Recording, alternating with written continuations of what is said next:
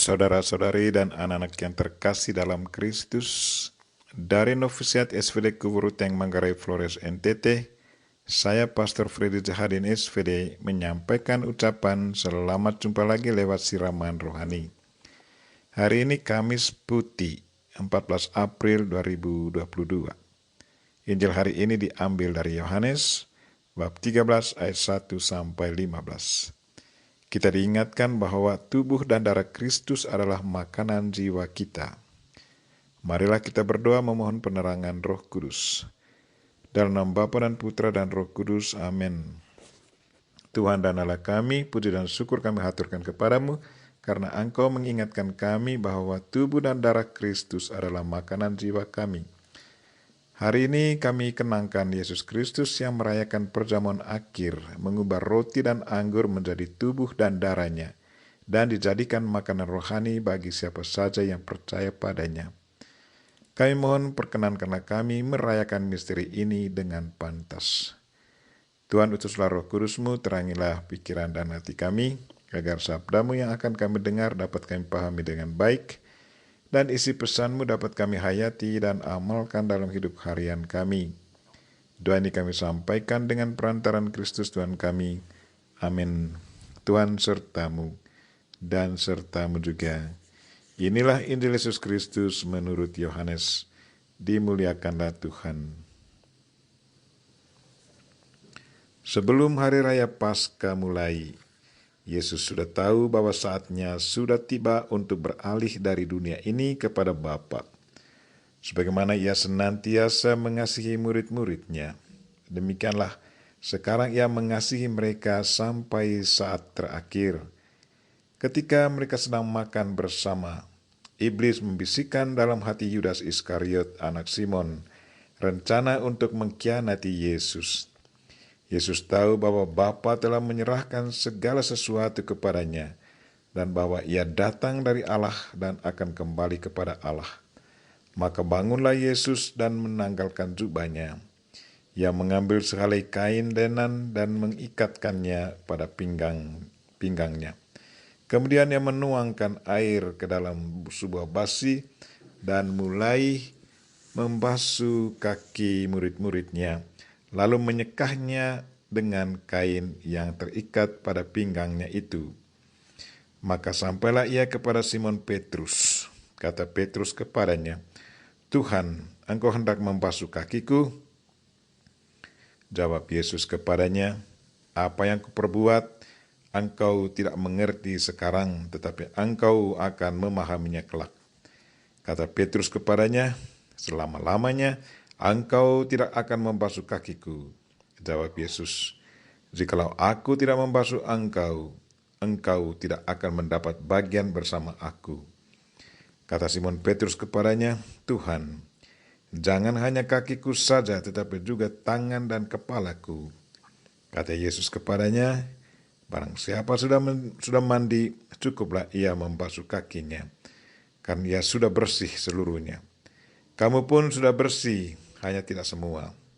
Yesus tahu siapa yang akan menyerahkan dia. Karena itu ia berkata, "Tidak semua kamu bersih." Sesudah membasuh kaki mereka, Yesus mengenakan pakaiannya dan kembali ke tempatnya. Lalu ia berkata kepada mereka, "Mengertikah kamu apa yang telah kuperbuat kepadamu? Kamu menyebut aku guru dan Tuhan, dan katamu itu tepat. Sebab memang akulah guru dan Tuhan. Nah, jikalau aku Tuhan dan gurumu membasuh kakimu, maka kamu pun wajib saling membasuh kaki. Sebab aku telah memberikan suatu teladan kepadamu, supaya kamu juga berbuat seperti yang telah kuperbuat padamu." Demikianlah sabda Tuhan. Terpujilah Kristus. Saudara-saudari dan anak-anak yang terkasih dalam Kristus, tema renungan kita hari ini ialah tubuh dan darah Kristus adalah makanan jiwa kita. Setiap kali merayakan perayaan misa pada hari Kamis Putih, di saat saya mendramatisir adegan pembasuhan kaki para rasul, saya membayangkan Yesus Kristus yang adalah Tuhan. yang begitu mulia turun mencuci kaki para rasulnya. Sesudah ia membasuhi kaki para rasul, ia bertanya kepada mereka, "Mengertikah kamu apa yang telah kuperbuat? Kau menyebut aku guru dan Tuhan, dan katamu itu tepat, sebab memang akulah guru dan Tuhan. Jikalau aku membasuh kakimu, maka kamu pun wajib saling membasuh kakimu." Pernyataan Yesus ini selalu menjadi tantangan untuk saya. Apakah saya sanggup meneladani Yesus Kristus?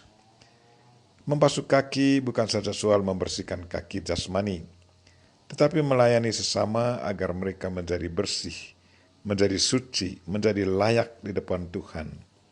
Membasuh kaki semua sesama membutuhkan kesabaran dan kerendahan hati. Apakah saya sabar dalam melayani sesama secara khusus melayani mereka yang selalu menyakiti hati saya?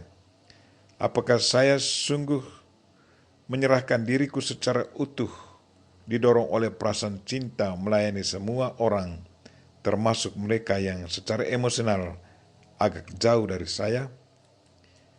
Di saat saya duduk dan membasuh kaki dari para rasul, bagaimana reaksi hati dan pikiran saya? Di saat saya amati jari-jari kaki dan telapak kaki mereka yang sangat kotor, dan ada luka-luka juga di sana. Dengan jujur saya katakan bahwa kadang saya temukan diriku sungguh jauh dari sikap Yesus yang penuh cinta dan penuh belas kasihan. Pernyataannya, "Aku telah memberikan satu teladan kepadamu, supaya kamu juga berbuat yang sama." Sungguh satu tantangan yang berat bagiku. Karena itu, pada kesempatan ini, saya berdoa memohon ketabahan dan penyerahan diri secara total kepadanya. Semoga Ia memberiku kekuatan dan kesabaran. Pada perayaan hari ini, Kamis Putih, kita juga mengenang dan menghidupkan kembali apa yang sudah diadakan Yesus Kristus sebelum Ia menghadapi kematian. Ia mengadakan misa pertama bersama murid-Nya. Roti dan anggur yang dipersembahkannya pada malam itu dirubahnya menjadi tubuh dan darah-Nya. Pada malam itu Ia berkata, "Inilah tubuhku yang diserahkan bagimu. Perbuatlah ini menjadi peringatan akan daku." Demikian juga Ia mengambil cawan lalu berkata, "Cawan ini adalah perjanjian baru yang dimeteraikan oleh darahku. Perbuatlah ini setiap kali kamu meminumnya menjadi peringatan akan daku."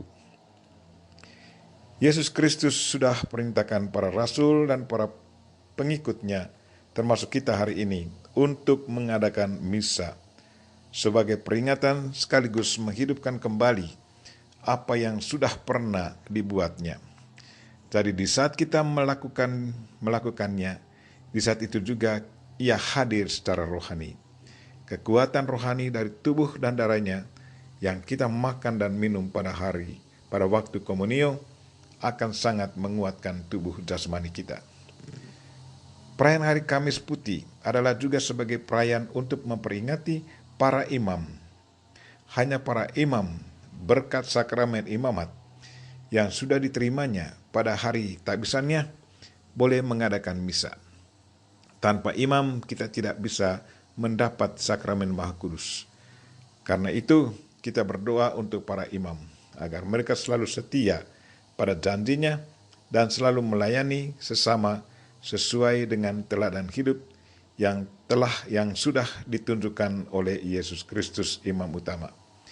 Marilah saudara-saudari dan anak-anak yang terkasih, bersama Bunda Maria kita berdoa, "Tuhan, sadarkanlah kami agar selalu dengan penuh hormat menerima tubuh dan darah Kristus, yang adalah makanan jiwa kami, dan percaya sungguh bahwa Yesus Kristus hadir dalam sakramen Maha Kudus, dan kami pun selalu setia mengikuti teladannya.